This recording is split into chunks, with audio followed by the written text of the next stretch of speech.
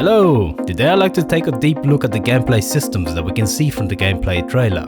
There's only a few glimpses of character creation, perks, factions, and gameplay, but I'll stick to what we can conclusively determine from what's in the trailer, and if I do any speculation I'll label it as such so you can tell. First things first, 1000 procedurally generated worlds. That's both promising and worrying. The good news is that Bethesda is not new to procedural generation. Skyrim used procedurally generated landscapes, and it looks like Fallout 4 and 76 both used it as well, so we can be fairly comfortable that there shouldn't be gaping holes in the landscape, either literally or figuratively. That means that the 1000 worlds will have decent landscapes. That's a promising part. The caveat to this is that Bethesda's typically combine procedural generation plus manual adjustment afterwards.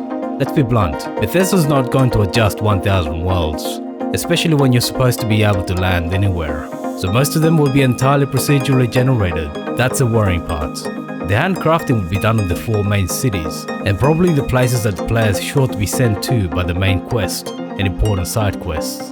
This means that we should expect to see a lot of the same visual bugs we saw when Fallout 76 launched.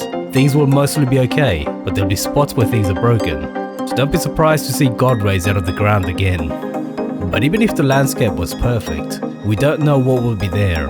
One of the biggest issues of procedural generation is that it tends to produce generic landscapes. If that happens, it won't matter how many worlds will be there, because people won't be drawn to go exploring after a few times. The first animals we see resemble the mudcrabs from Fallout. They don't attack the player though, and the way they skitter away suggests that they're some kind of herd animal. So it seems that there'll be some general wildlife that's there for ambience. The second is a big lizard that attacks a player in a frozen world. It doesn't look like there's many plants there to sustain the kind of wildlife you'd need for something that big, so it doesn't look like wildlife is logically placed. You can also see influences from Skyrim's dragons. The third animal is some kind of spindly alien in a dark space station. It looks like it draws from the Fallout zombies. The fourth animal is an armored herbivore standing on its back legs. It's clearly based on dinosaurs. But we also see a tropical forest around the player. That's the first time we see any plants, and it looks like the game can create forests at least. We also see a number of enemies. There's a pack of lizards that seem to be armor plated, flying insects that look like giant wasps or bloodflies, and a giant spider that looks exactly like those you see in Skyrim. We don't see anything about how the wildlife interacts with the environment, the plants, and with each other. Part of the attraction of exploring different worlds will be to see that kind of interaction, not just how animals look like. There's no concrete information on whether animals and plants are also procedurally generated, but it's very likely that that's happened just because of the amount of work needed to populate 1000 worlds without manual adjustment. A lot of what we've seen in the official trailer seems to be based on monsters we've seen in Skyrim or Fallout. I also noticed that there's just insects or lizards, no animals with fur, and nothing about the smaller animals. Of course there'll be monsters for players to battle against, but hopefully there's something closer to complete ecosystems. I would warn against expecting anything like this, because procedural generation of a complex ecosystem would be very difficult even for a game dedicated to that topic. And Bethesda isn't known for this kind of world building, so I doubt they've invested that much effort on the biospheres of worlds. At this point we should expect good looking environments, but without much depth to their design. It looks like one of the aspects encouraging players to explore is the ability to find resources and research new materials. Looking at the list on the right, we can find a number of survivable items for fauna, flora, and resources. So it seems that each world will have a set of item types that we can harvest. Looking at the research screen suggests that we'll be able to take those materials and use them for research. Pharmacology and food research is probably going to involve flora and fauna you collect, while resources will go into the other 3. The equipment and weaponry classes will probably make players better at combat and survival in hostile environments. I'd expect that many planets will require equipment to be researched before you can access them, but generally this is all fairly standard from games that include research, so I wouldn't expect too many surprises in the full game. The outpost development will probably open up new buildings and furniture you can construct. This is different from Fallout 4, where you could build anything as long as you had the materials for it. So we can see that the game will use resources and research to encourage players to explore. You need to explore to find materials to research and harvest. You need those resources to build bases.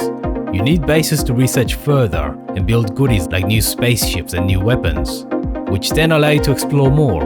You can see what the gameplay loop is intended to be. We also get a glimpse at the weapons research, and it looks like we have the same types of mods you see in Fallout 4. But looking at the scroll bar, that's not the entire list. You can also see that researching lower levels of a mod type will unlock the higher levels of the same mod type. There's a few factions that we know of. We don't know much in the way of concrete details, so we have to go off what interviews have said, which is very unreliable, but many factions seem to be based on Fallout 4. You have the Constellation. They seem to be exploration focused, so I'll guess that they'll provide missions to survey new systems. This is probably the default faction for players. The United Colonies seem to be militaristic and control the biggest city in the game. They seem to be based on the Brotherhood of Steel from Fallout. There's lots of people out there who seem to be fans of the Brotherhood, so they obviously aim to please that audience. The Freestyle Collective are a loose confederation of systems on the fringes of settled space. Supposedly they'll provide a space cowboy feel that to me sounded a bit like what we saw in the Outer Worlds. They sound a little too much like the Minutemen from Fallout 4. You have the Crimson Fleet, basically raiders, though they may be more unified than the Fallout 4 kind since they're an actual faction. The Xenofresh Corporation are supposedly people focused on hedonistic activities. If I were to speculate, they'll be involved in smuggling and illicit substances. Ryujin Industries, this sounds like a corpo faction, like the ones you'd have seen in Cyberpunk. It'll probably draw inspiration from megacorps like Weyland Yutani from Aliens. A lot of the factions are clearly based on past Bethesda games. But one of the failings of past Bethesda games is that aside from quests and other set pieces, factions didn't interact with their player interaction. They didn't feel alive, and it felt like they simply existed for the player to interact with. It would be very nice to see organic interaction. For example, in Fallout New Vegas, NCR and Legion patrols could run into each other and have random firefights. If characters traveled, they could also run into enemies, and because they were mortal, they could die permanently. Factions attacking each other's territory, and planets changing hands by dynamic wars would be amazing to see. For example, pirates dynamically attacking trade routes might trigger factions amassing forces to deal with them. The player might get involved by taking part in random missions generated due to that conflict and escort convoys, reconnaissance, and maybe even take part in an attack on the pirate base. That might then weaken security in other sectors, leaving them open to smuggling and other illegal activities. That kind of plausibility to random missions would greatly improve the immersion of players in the universe and the faction system. That was the one failure of Preston Garvey's missions. You knew they were randomly generated and didn't really have any realistic motivation behind them. Unfortunately, Bethesda doesn't have a history of complex faction interactions, so it would be best to temper expectations and assume that we'll see something like Fallout 4, rather than something more complex. You'll have your typical physical customization of player characters. I expect that we'll see the same monstrosities that we always see whenever a new Bethesda game comes out. There'll be starting skills and traits to customize your character, and the game will have some dialogue lines to reflect that. It's unknown just how much your background will come into it when interacting with the world. If it's just a few throwaway lines like happened in Cyberpunk, then it'll be a wasted feature, so hopefully it's more than just a cosmetic feature. Most of the benefits involve making you a bit better at certain activities, but the gastronomist skill under the chef background stands out. Does that mean that you'll get special recipes that you can't otherwise, or do you just get them earlier than other characters? There also seems to be achievement-based perks. Get kills without aiming to get more accuracy when not aiming. Reload faster. Get a Sentinel legendary effect from Fallout 4. Bigger booms. And be more accurate with ballistic weapons. We know from the demo that there'll be laser weapons, so we can assume that there'll be similar categories for laser and other types of weapons. I saw an icon that looks like an arrow, so we might even see bows and the return of the stealth archer from Skyrim. A lot of the requirements to gain perks resemble those you might see in an MMO like Elder Scrolls Online, and the number of perk types suggests that it will take a while to get max levels in all of them. Overall, it looks like Starfield will continue Bethesda's trend of moving away from character stats like Fallout's special system and more towards a generalized perk system that exists in many other games. This probably makes it easier to write the dialogues and design the quests, but it does take more away from player choice. It's difficult to tell anyone to expect anything too innovative from this aspect. Base construction is back from Fallout 4, but it looks like you don't build individual walls like in Fallout. Instead, you construct entire buildings that presumably you need to unlock via research first. It looks like you'll need different types of materials to build them and power to keep them running. Different buildings seem to have different users and provide different resources. That looks very similar to base building in RTS games. It looks like there's watchtowers, so we can probably assume that we'll have defenses to protect against attacks from the locals and maybe even Crimson Fleet raiders.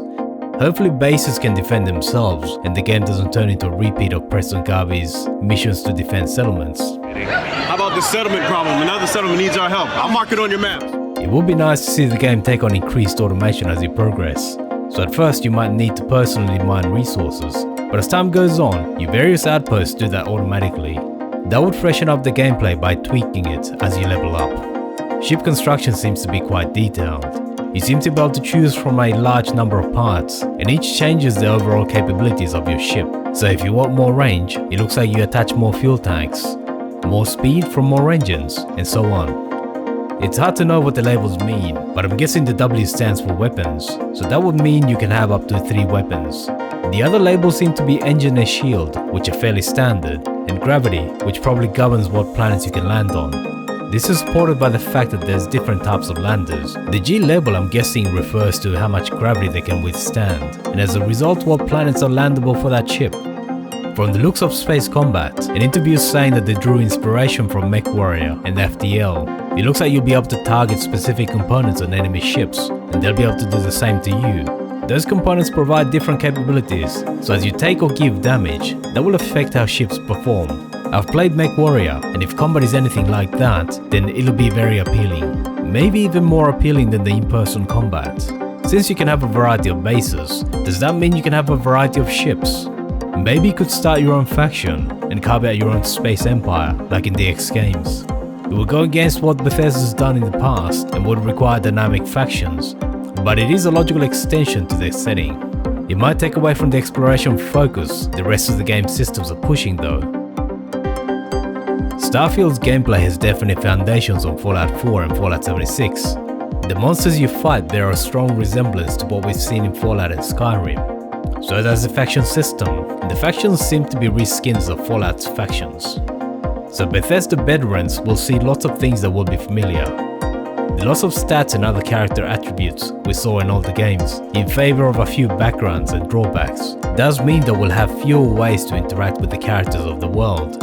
It's too early to say definitively, but overall it seems that the game will be leaning towards being a looter-shooter game, where factions and NPCs take a back seat to the exploration and combat aspects, rather than being the main focus of the game.